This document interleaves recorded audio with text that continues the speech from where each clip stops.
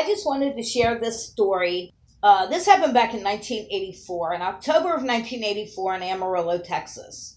Now, my stepmom and my stepsister my dad got divorced from my stepmom on October 10th.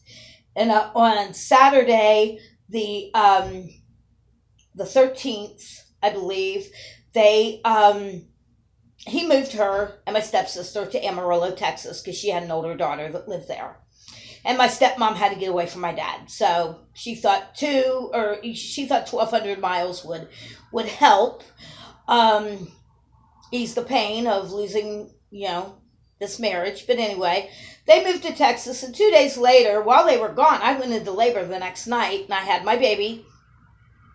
Okay, well, it was not long after my little baby was born. My older sister is staying there at the house with me, and I'm recovering from a cesarean, and I'm, so at least my stepsister, when she called from Texas that night, I answered the phone.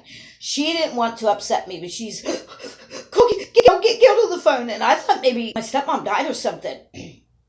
And she was later murdered in her bed in Amarillo in 1989, which is sad. It's another story. Anyway, Lisa worked at a truck stop as a cashier outside of Amarillo.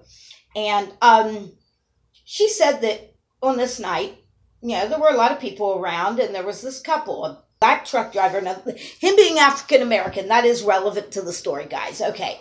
She said that he came in with his wife. He was a big muscle-bound guy. And his wife was little like me. She was 110 pounds, 5'2". Well, they pay for the food. They go out into the parking lot, and suddenly there is a big commotion. My stepsister said the police counted and the security guard counted, there were about 35 to 40 truckers out there. Well, they start screaming and whooping and cheering like they're at the Super Bowl.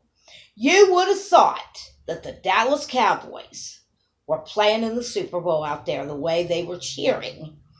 Okay, well, the security guard and this one woman trucker come in with blood all over him. The security guard couldn't carry a gun. All he was allowed to carry was a billy club. Well, anyway, that woman's blood was all over these two because the man had went out into the parking lot and beat his wife to death. 35 to 40 men cheered him on and never lifted a finger to help that poor soul.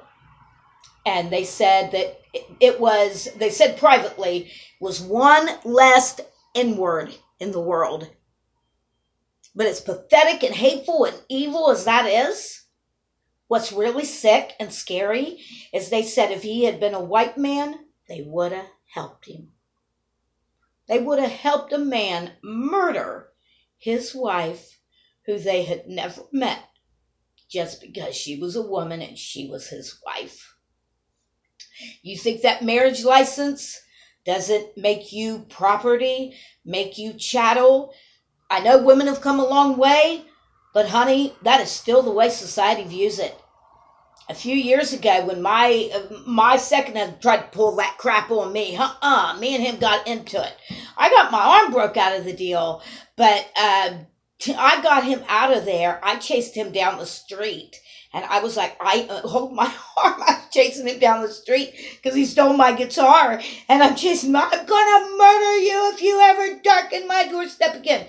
Well, anyway, he was arrested, and a neighbor said that he had heard the commotion. He had heard me screaming, in the name of Jesus, somebody please call 911. I wasn't expecting anybody to show up at my door with pitchforks and torches. Be a decent being, a human being, hit 3 buttons, call 911. Lady I went to church with lived in the basement. She sat down there and listened to it. Didn't lift a finger to help me.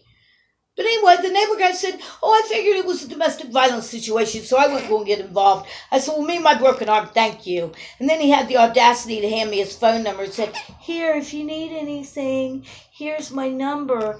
I tore up that number and threw it right in his face. I said, I needed you to be a decent human being, buddy, and hit 3 buttons on your phone. Take your phone number and choke on it. So let me tell you, honey, this is what you are when you get married. It's sick, it's twisted, but that's just the way society views it. Yes, we've come a long way. Yes, there are people like me. There are survivors like me. I am a rape and domestic violence activist now. There are people like me who are speaking out, but there's not enough. We still need to change the world and get rid of this misogynistic attitude that a wife is no different than that coaster. You're no different than this vase for your husband to do with you whatever he will. Your neighbors will watch. They will not hit 3 buttons to save your life.